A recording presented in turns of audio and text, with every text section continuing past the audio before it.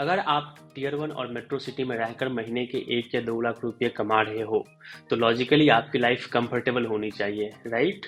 But फिर भी month के एंड में ऐसा क्यों लगता है कि बैलेंस कम हो गया है, सेविंग्स उतनी नहीं बची है और फाइनेंशियल फ्रीडम जो है वो एक इंस्टाग्राम के रील जैसा लगता है। तो सवाल ये है कि सैलरी बढ़ रही है बट फिर भी मिडिल क्लास लोगों को ऐसा क्यों लग रहा है कि वो वही के वही है। तो आज के इस वीडियो में हम ऐसे ही एक साइलेंट ट्रैप के बारे में बात करेंगे जिसमें कि इंडिया का सारा मिडिल क्लास फंसा हुआ है। एक सीए ने रिसेंटली अपने एक ट्वीट में लिखा था मिडिल क्लास के हार्श रियलिटी के बारे में। ना ही आप इतने गरीब हो कि गवर्नमेंट की सब्सिडी का फायदा उठा सको, ना ही आप इतने अमीर हो कि टैक्स सिस्टम के लूप होल्स का आप यूज कर सके हो, और ना ही इतना आप फ्री हो कि बिना ईएमआई के आप अपना जीवन जी सकते हो। तो basically you fund the system. आप अर्न करते हो, आप टैक्स भरते हो, फिर फ्यूल महंगा होता है, हेल्थ केयर महंगा होता है और बाकी सारी चीज़ें महंगी होती है। रिच लोग इन्फ्लेशन हेज कर लेते हैं स्टॉक्स, एसेट्स, रियल एस्टेट से। पुअर लोगों को गवर्नमेंट की स्कीम्स मिल जाती है बट मिडिल क्लास बस एडजस्ट करता रहता है। और सबसे पेनफुल पार्ट ये है कि इसके बारे में कोई भी ओपनली बात नहीं करता। हर साल आपकी सैलरी इंक्रीमेंट होती है, कभी 5%, 10%, कभी कभी तो 20% भी होती है। और आपको खुशी होती है थोड़ी देर के लिए, क्योंकि जैसे ही आपकी सैलरी इंक्रीमेंट होती है आप नए टैक्स स्लैब में चले जाते हो, आपको ज़्यादा टैक्स पे करना पड़ता है। और उसके बाद फिर ये महंगाई। पिछले 10 सालों में प्राइवेट स्कूल्स के फीस 160% बढ़े हैं। मेडिकल इन्फ्लेशन अगर आप देखो तो 14% है, जो कि एशिया में हाईएस्ट है। मतलब अगर आपकी सैलरी डबल भी हो जाए तो रियल टर्म में उतनी ग्रोथ नहीं हुई है। एक डेटा के मुताबिक पिछले 10 सालों में मिडिल क्लास की औसतन इनकम जो है वो 10 से 11 लाख पे स्टक है। सो टेक्निकली देखा जाए तो हमारी इनकम स्टेबल है पिछले 10 से 11 सालों से। बट इन्फ्लेशन को अगर आप एडजस्ट करो तो हमारी परचेजिंग पावर घटी है, क्योंकि बाकी सारी चीज़ों के दाम महंगे हो गए हैं, हर चीज़ महंगी हो चुकी है।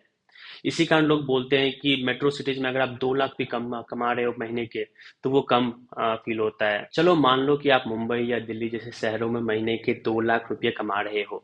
तो ब्रेक डाउन करते हैं। 30% आपका चला जाता है टैक्स में, 25% आप या तो रेंट या होम लोन ईएमआई पे कर रहे हो, 20% में आपकी इसेंशियल सर्विसेज आ जाती है जैसे कि medical insurance, school fees and other things. Now आपका 75% of your total income, monthly income in hand जो उसकी इसमें ऑलरेडी जा चुकी है। और बाकी बच गए आपका, आपको ग्रॉसरीज में पेरेंट्स, गैजेट्स और बाकी सारी चीज़ों में आपके खर्चे होते हैं। तो आपके पास मंथ के एंड में सेविंग्स के लिए कुछ बचता नहीं है। एक डेटा के अकॉर्डिंग मुंबई में home price to income ratio 15x तक पहुंच चुकी है। दिल्ली में ये लगभग 12x के आसपास है। तो मतलब आपको एक अच्छा घर लेने के लिए, एक मॉडेस्ट घर लेने के लिए मुंबई और दिल्ली जैसे शहरों में आपको 15 साल की सैलरी लगानी पड़ेगी। और उसके लिए आप अगर वो इतना अमाउंट लगाते हो तो उसके लिए अगर आपको ईएमआई अगले 20 से 25 साल तक देना पड़ता है। तो हम एक ईएमआई डेब्ट में फंस चुके हैं।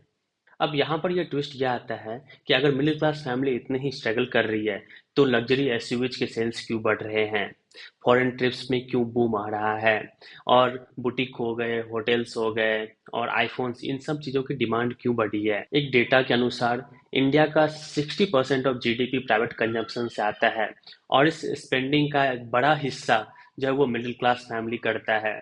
तो प्रॉब्लम क्या है? प्रॉब्लम यहाँ पे सिंपल है। लोग वैल्यू कंसियस होते हैं ग्रॉसरीज और बाकी सारी चीज़ों को लेकर। वहीं अगर लग्जरी कार लेना हो तो वहाँ पे कोई भी कॉम्प्रोमाइज़ नहीं करता है। अगर आप इलेक्ट्रीशियन को बुलाते हो तो वहाँ पे आप 200 रुपये देने में बार्गेन करते हो। बाली ट्रिप पे 2 लाख रुपए खर्चे करने हो तो आप वहाँ पे बार्गेन नहीं करते। ये सब हो रहा है बिकॉज ऑफ लाइफस्टाइल इन्फ्लेशन और सोशल मीडिया प्रेशर। आप इंस्टाग्राम्स पे रील देखते हो फॉरेन ट्रिप्स के, बाली के, यूरोप के, बाकी सारी चीज़ों के। तो आप सोचते हो कि ये सारे ट्रिप्स तो मैं भी डिजर्व करता हूँ। और इसमें प्रॉब्लम नहीं है, आप रियली में डिजर्व करते हो। बट आप अगर उस लाइफस्टाइल के लिए ईएमआई और लोन दे लेकर कर रहे हो तो यहाँ पे ये प्रॉब्लम आती है। आरबीआई के डेटा के अनुसार हाउस होल्ड डेब्ट इंडिया के जीडीपी का 43% के आसपास पहुंच चुका है। हाउसिंग लोन भी 30% के आसपास है। नॉन हाउसिंग डेब्ट्स भी काफ़ी तेज़ी से ग्रो कर रही है। मतलब सिर्फ घर ही नहीं, बाकी लाइफस्टाइल भी ईएमआई पे है। ये सिर्फ नंबर्स का इश्यू नहीं है, ये साइकोलॉजिकल प्रेशर है। मिडिल क्लास का सबसे बड़ा फियर होता है कि अगर मैं फेल हो गया तो क्या होगा। अमीर लोगों के पास रिस्क लेने का मौका होता है, पुअर लोगों के पास लूज करने को कम होता है। मिडिल क्लास लोग सैंडविच की तरह फंसे हुए हैं।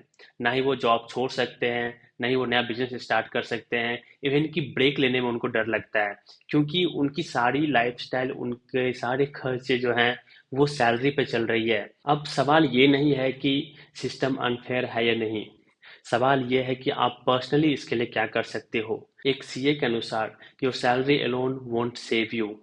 मतलब आपको एसेट्स बिल्ड करने होंगे, आपको इन्वेस्टमेंट सीखनी पड़ेगी, टैक्स प्लानिंग समझनी पड़ेगी, और आपको लाइफस्टाइल इन्फ्लेशन पे कंट्रोल करना होगा। फाइनेंशियल फ्रीडम करोड़ कमाने से नहीं आती है, वो आती है जब आपका एक्सपेंस आपके कंट्रोल में हो, आपको ईएमआई चोक ना करे, और आपके पास एटलीस्ट 6 से 12 महीने का कुशन हो। और सबसे बड़ी इम्पोर्टेंट बात यह है कि आप अपना कंपैरिजन किसी से कम करो, मत करो कंपैरिजन।